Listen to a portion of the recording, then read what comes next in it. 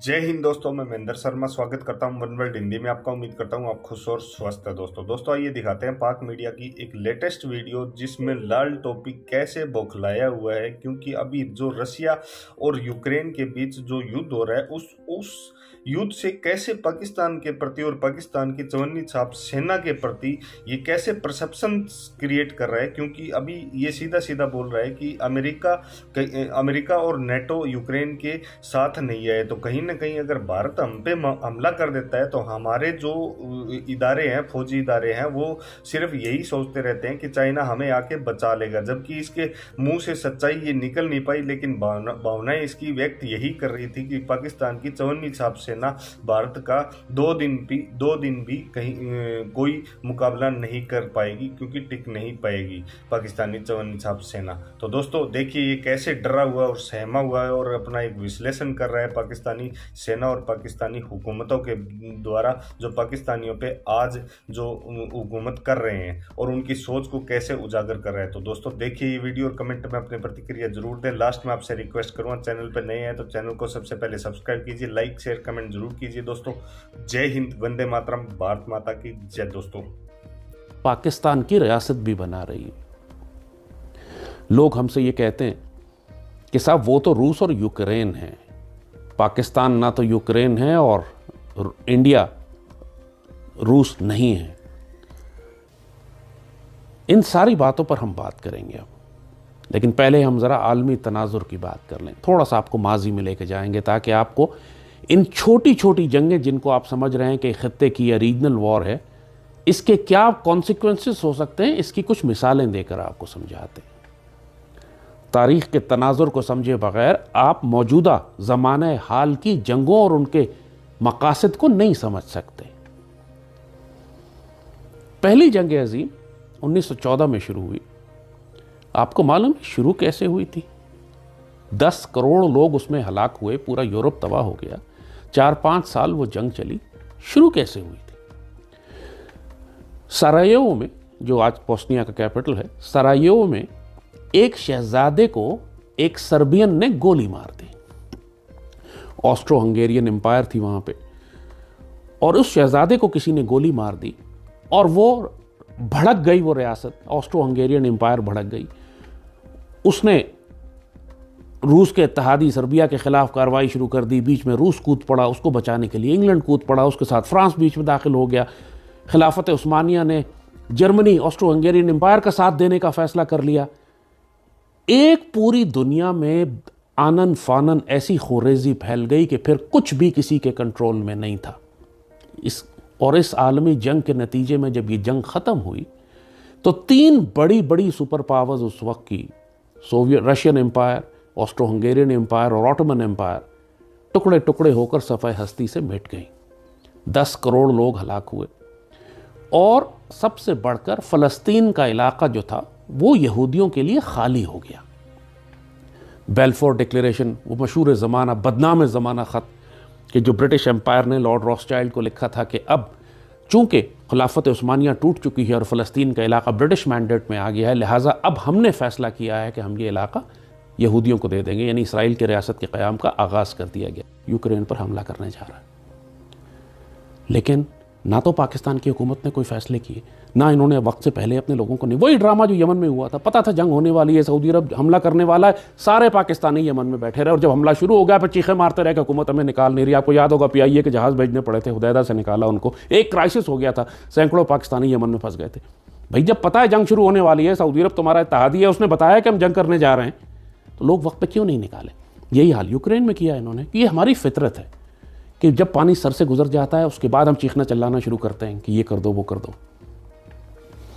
तो फिलहाल भी हज़ारों सैकड़ों पाकिस्तानी वहाँ यूक्रेन में फंसे हुए हैं।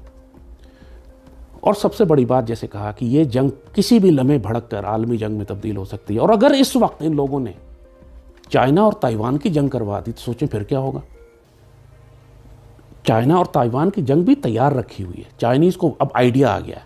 इन्होंने देख लिया है कि अमेरिकन में, नेटो में दम नहीं है कि ये अपने इत्तेहादियों को बचा सकें। जिस तरह इन्होंने यूक्रेन को नहीं बचाया, वैसे ये ताइवान को भी नहीं बचाएंगे। और चाइनीज़ को भी आइडिया आ गया कि यार ये तो we can take it now, we can go ahead. और अगर ये आ जाते हैं फिर अमेरिका कहाँ रहेगा? फिर वही बात मैंने कही कि कोई छोटी सी चिंगारी इनको चाहिए।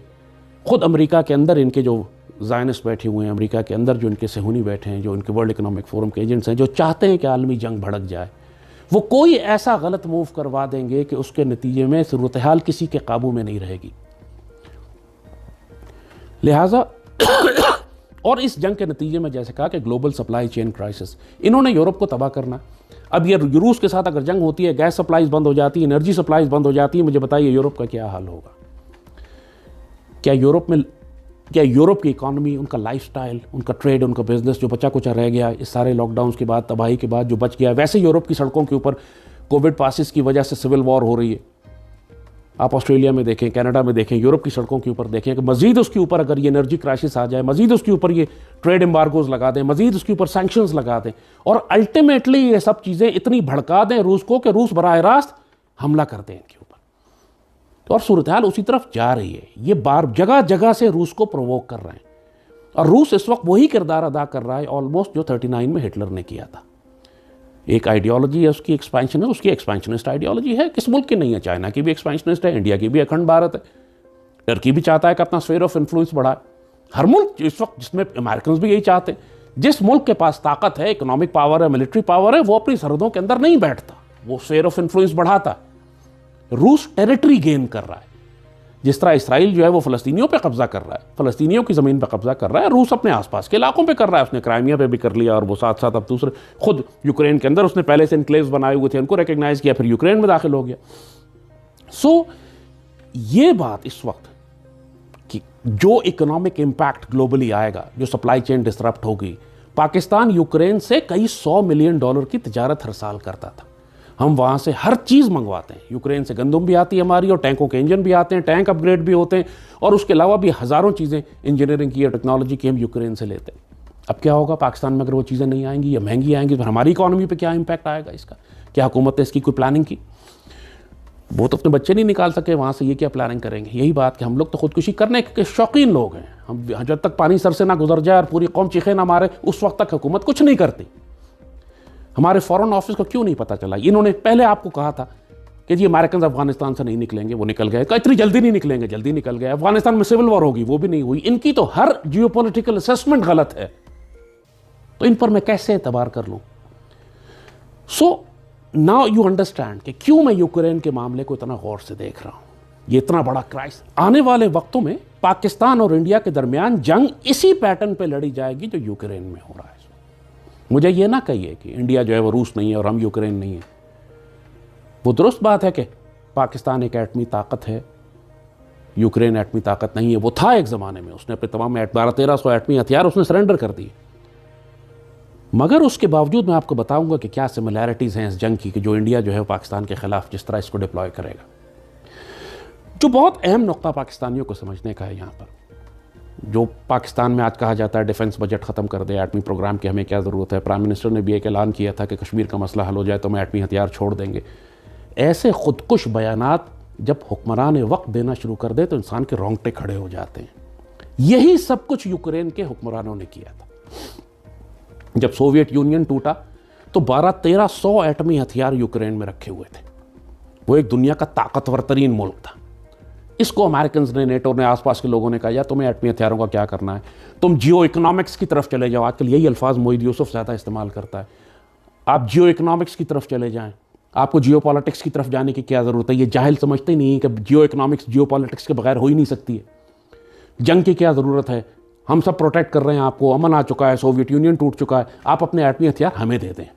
और यूक्रेन की उस वक्त की क़यादत ने इस बात पे कि हमें डेवलपमेंट आप देंगे, पैसे आप हमें देंगे, हम सड़कें अच्छी बनाएंगे, स्कूल अच्छे बनाएंगे, हेल्थ केयर अच्छी बनाएंगे, वही सब चीज़ एग्जैक्टली जो आज पाकिस्तान को कही जाती है कि आप सेहत पे, हेल्थ पे, तालीम पे खर्च करें, हथियारों पे क्यों खर्च करते हैं। इन्होंने सारे हथियार उठा के रूस को और दुनिया की दूसरी ताकतों को दिए और डिसमेंटल करके, तोड़ के ख़त्म कर दिया। एक एटमी हथियार यूक्रेन के पास नहीं था। और आज 30 साल के बाद यूक्रेन चीखें मार रहा है, पूरी दुनिया से कह रहा है मुझे बचाओ। उसके पास सड़कें भी हैं, उसके पास बेहतरीन शहर हैं, बेहतरीन टेक्नोलॉजी है, जदीद यूरोपियन मुल्क है, तालीम भी है, हेल्थ केयर भी है, लेकिन अब उसकी आज़ादी चली जाएगी क्योंकि उसके पास एटमी हथियार नहीं है। उसकी फ़ौज भी कम करती है। उसने इतना बड़ा मुल्क, 3 लाख की फ़ौज थी खाली उसके पास, रूस के पास 30 लाख की फ़ौज है। और यूक्रेन ने अपनी सिक्योरिटी जब नेटो के हवाले कर दी, ये बहुत बड़ा पैगाम है कि कभी अपने हथियार दुश्मन के हवाले न करो, उसकी उस उम्मीद और आसरे और वादे पे कि हम तुम्हारी हिफाजत करेंगे जब तुम मुश्किल में होगे। दूसरी बात, कभी किसी पे एतबार न करो कि वो तुम्हारी जंग लड़ेगा, तुमने अपनी जंग खुद लड़नी है। पाकिस्तान में मैं बहुत खुदकुश मेंटालिटी देखता हूँ, ये कि लोग हमसे कहते हैं कि चीन हमारी मदद को आ जाएगा। 71 में यही धोखा हमने कौम को दिया था, अमेरिकन 7th फ्लीट हमारी मदद को आ रहा है। हम इसी डिल्यूजन और धोखे में अपना मुल्क घुमा चुके हैं कि अमेरिकन आ रहे हैं बचाने के लिए। आज कहते हैं जी इंडिया हमला ही नहीं कर सकता, चाइना बचा लेगा हम, या अगर जंग हो भी गई तो बड़ी ताकतें बीच में आके जंग रोक देंगी। बाकायदा हमारे डिफेंस के इदारों के अंदर यही डिस्कशन होती है। कोई लॉन्ग टर्म वॉर की प्लानिंग ही नहीं है, क्योंकि किसी को जंग हो ही नहीं सकती, एटमी दौर है। क्यों? एटमी दौर में रूस और नेटो के दरमियान जंग हो रही है कि नहीं हो रही? वो जंग यूक्रेन और रूस के दरमियान नहीं है, वो जंग नेटो और रूस के दरमियान है, और एटमी दौर में ही हो रही है। रूस ने अपने बैलिस्टिक मिसाइल निकाल लिए हैं बाहर, नेटो के खौफ के मारे नेटो की जान निकली हुई है। बात यही होती है, एटमी दौर भी हो तो उसकी अम्ब्रेला के नीचे रहते हुए कन्वेंशनल जंगें ही हो रही हैं।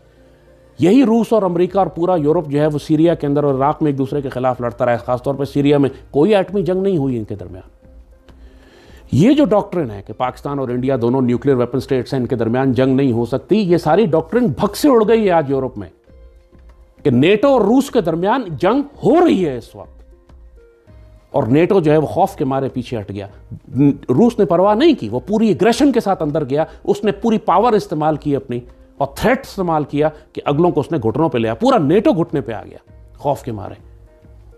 और यही सब कुछ वो है कि जो इंडियंस चाहते हैं, जिस किस्म की डॉक्ट्रिन वो पाकिस्तान के खिलाफ डिप्लॉय कर रहे हैं कि पाकिस्तान भी अपने न्यूक्लियर वेपन्स यूज ही ना कर सके।